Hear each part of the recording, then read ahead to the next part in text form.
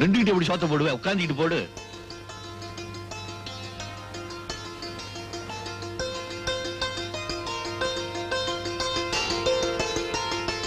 போதும் போதும், அப்படித்தான். அதுக்கு மேல வேணாம். போதும் போதும், அப்படித்தான் அப்படித்தான் அப்படித்தான்.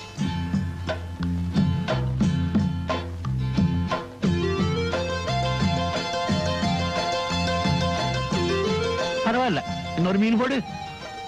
அடு, நான் எனக்காக சாப்பிடுறேன், உனக்கு வகுத்து வலி வரக்கூடாது, அதுக்காக சாப்பிடுறேன். போடு.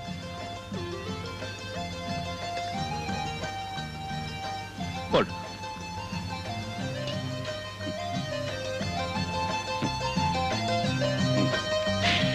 பசி ருசி அறியாதுன்னு சொல்லுவாங்க.